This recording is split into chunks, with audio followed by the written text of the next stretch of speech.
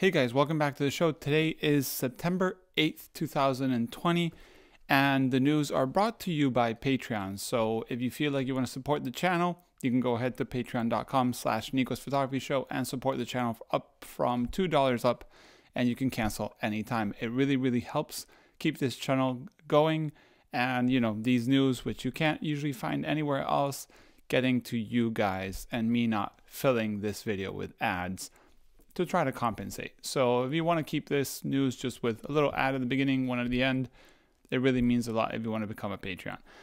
So we have news coming. We have Heiland Electronics coming out with a new Enlarger. He made a special 20x24 Enlarger, if you remember correctly. It was a horizontal, very huge beast. And he's been working on an 8x10 and lower sizes Enlarger. Brand new, made in 2020, which I don't know if it'll be out this year, but I'll leave a link to his website. You can check it out if maybe you are interested. You can talk to Jürgen. He's an extremely nice man, and I highly suggest his products. They're really good, well made, well thought out. Then we have a little beta from Negative Lab Pro, a 2.1.9. And I know it's not important to talk about a beta, but Negative Lab Pro has been pushing the digitizing quite far and has become probably one of the best and favorite, converters out there. So if you want to check it out, you can download the 2.19 beta. Then we have a little bit of different news here, and don't get me wrong, it's not that I don't support it, but it might be there between film and digital, but it comes close to home because my wife actually has something to do a little bit there. There's a Cuban magazine called Negra, which is asking for money to keep on going. My wife's family is Cuban, that's why I was mentioning that.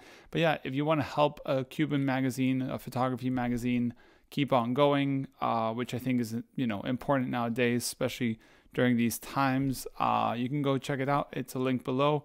I think the website's in Spanish, so if you can't understand, maybe you can translate. Google Translate usually does pretty good.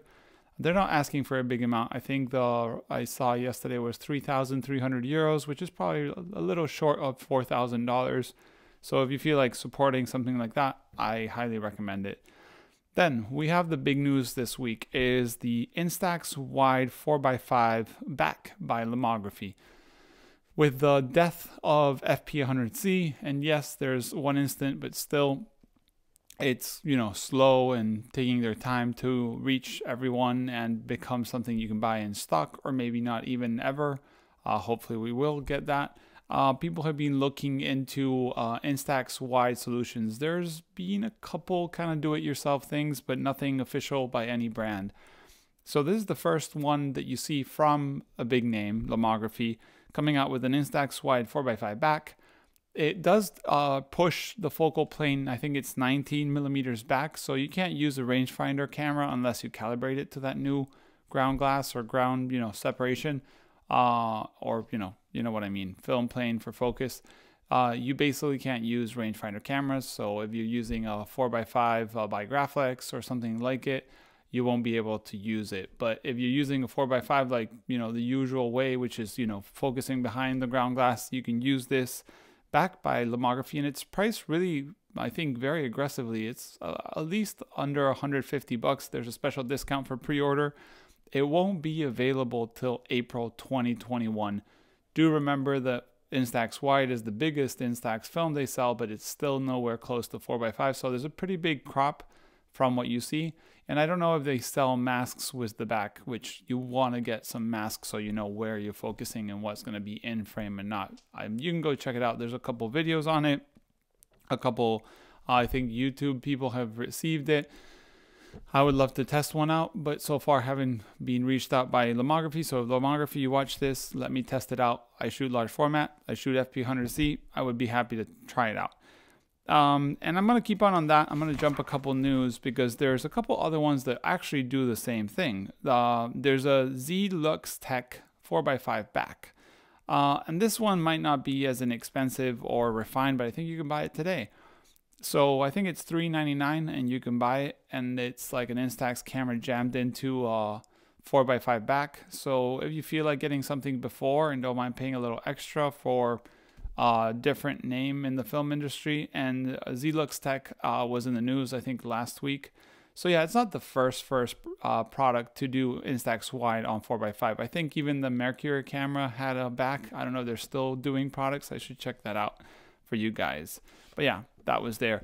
And also, now that we're on the Zluxtech, Zluxtech has a Hasselblad 6x6 back that does Instax square.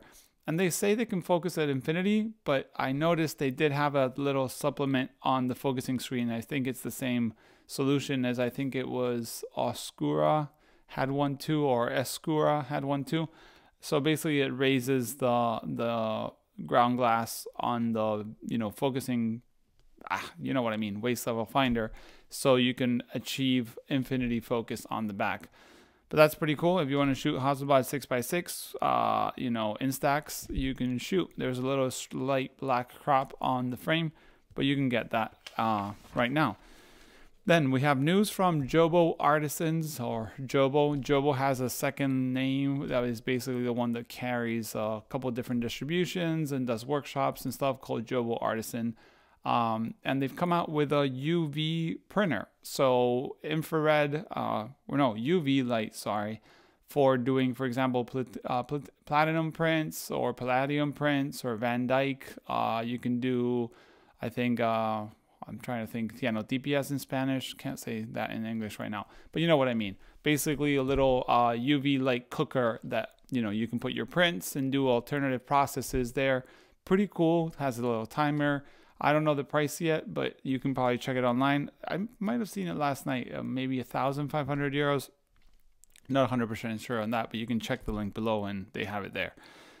Then we go into the Chinese M-mount lenses. There's a couple of them. We have 7 Artisans coming out soon with a 35mm pancake f5.6. So one of those pancakey lenses, and a 35mm 5.6 is something that actually appeals to me quite a lot because I love small profile lenses and I don't mind slow glass. So I never ever shoot at f2 or f4 ever on my Leica. So 35 f5.6. So I'm, you know, coming soon. I saw it on Leica Rumors, so you can go check it out. Supposedly it'll be available in like a week or so. Then we have TTArtisans, not the same company, coming out with a 51.4 Sumilux, and it's basically their version of the Leica 51.4 Sumilux, and pre-orders are now open. I think the price was $370, which is really cheap for a new 51.4. Not that it, I mean, I haven't tested it. Who knows if it's very good or not, but for $370, it's a really good price. Then we have another thing in the big news this week, and actually will be bigger news next week, but this week we have Cameradactyl coming out with Mongoose or Mongoose. I'm not sure about that. The scanner, and I air quote scanner. Okay, so what is this? It's basically a 35mm automated negative carrier that advances and tells your camera to take a shot. So basically, it's a scanner all the way till the point that you need a camera. So you need a digital camera that takes a cable release. So, you know, these digital cable releases, not sure how they look, but supposedly there is that. I'm not very fluent on digital cable releases. And basically you plug it in, has a little computer interface, and you can scan a roll of 35mm on its own. So you press a button and it starts doing its magic in a minute and a half or so. And it even has a super fast mode that does like 23 seconds, which I haven't seen working yet. But you can see the video that Ethan sent me. It sounds really loud, but I mean, it's pretty darn cool. We've seen a lot of new products like the negative supply holder or the essential film holder or the pixelator holder and all these things that basically keep your film flat, but you always have to manually move it. You know, there's either a little knob or you have to lift it and move it and stuff. So the Cameradactyl is coming out with this Kickstarter guys, that will basically be, you introduce your film, you press a couple buttons, you plug your digital camera, and boom, boom, boom, boom, boom, it does your scanning for you. So I think it's a pretty cool thing. I think it was the next step in the digital do-it-yourself kind of scanner methods.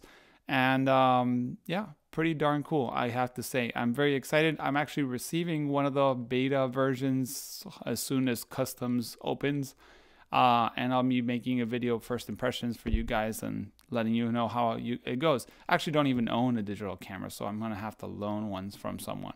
Or if someone wants to sell a Canon R, I'm looking for one because I have like 10 videos to do of this kind.